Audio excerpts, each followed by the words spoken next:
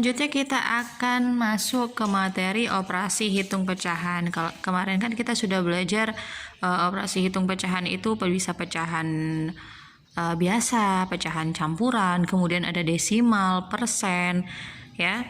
Nah, sekarang kita bagaimana caranya mengoperasikan ya pecahan-pecahan tersebut. Ibu misalkan di sini ada soal pecahan ya. Misalkan seperti ini, 3/4, kemudian kita bagikan 1/4 ya. Nah, kalau soal seperti ini pembagian dari pecahan campuran ya. Kita jadikan terlebih dahulu dia pecahan biasa. Bagaimana caranya? Masih ingat yang kemarin? Bawah dikali tengah, kemudian ditambah atas. Bawah dikali tengah ditambah atas. 3 dikali 4 ditambah 3 berapa? 15. Ini penyebutnya ditulis lagi ya, 15/4. Kemudian begitu pula yang 1/4. 4 dikali 1 ditambah 1 berarti 5/4. Nah, di kelas sebelumnya, di kelas 5 kalian sudah diajari ya cara menghitung dari pecahan seperti ini, baik itu perkalian, pembagian, penjumlahan maupun pengurangan. Nah, diingat lagi kalau pembagian pada pecahan itu dia simsalabim. Maksudnya simsalabim apa, Bu? Dibalik. Ya, dibalik. Ini bisa tanda bagi ini bisa kita simsalabim berubah menjadi kali dengan syarat yang lawannya ini kita balik. Gimana maksudnya? Seperti ini. Berarti 15/4 ya. Ini dirubah jadi kali ya. Kita rubah jadi kali, kemudian simsalabim ini kita balik jadi 4/5. Seperti itu. Nah, Ibu akan ajarkan cara cepat. Kalau biasanya kalian menggunakan perkalian, ini kalau perkalian pada pecahan itu kan atas dikali atas, bawah dikali bawah ya. Nah, ini kalau kita kalikan ini akan acaranya nilainya nanti akan menjadi lebih besar ya angkanya ya. Nah, Ibu akan ajari untuk cara cepatnya saja.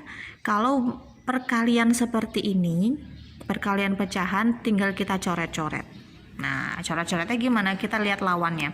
Ini 15, tapi silang ya. Silang dulu, kita lihat silang dulu. 15 sama 5. 15 bisa nggak kita bagi 5? Atau dibagi dengan angka yang sama? Bisa ya kalau 15 bagi 5 ya. 15 kita coret dibagi 5 berapa? 15 bagi 5 sama dengan 3. Kemudian ini 5 dibagi 5 1. Oke. Paham sampai di sini? Lalu kemudian sebaliknya ya, kita lihat lawannya ada 4, di sini ada 4. 4 dibagi 4 bisa dong sama dengan 1, ini 1. Berarti tersisalah angka 3, di kemudian ini 1, ini 1, ini 1 ya. Berarti 3 dikali 1 3, 1 dikali 1 1. 3/1 itu sama dengan 3. Berarti hasil pembagian dari 3/4 dibagi 1/4 itu sama dengan 3. Nah, itu tadi salah satu contoh operasi hitung pecahan, yaitu pada pembagian ya. Kalau tadi kita sudah melakukan operasi hitung pada pecahan campuran ya, bagaimana kalau soalnya berbeda, Bu? Misalkan ada pecahan biasa, dia dibagikan dengan desimal. Ya, mudah saja. Kemarin kita sudah belajar cara mengubah ya. Kita lihat lagi, misalkan ada soal ya seperti ini. Kita lihat lagi, misalkan kalau itu dia pilihan ganda, kita lihat maunya dalam bentuk apa jawabannya. Apakah dalam bentuk desimal atau dalam bentuk pecahan ya.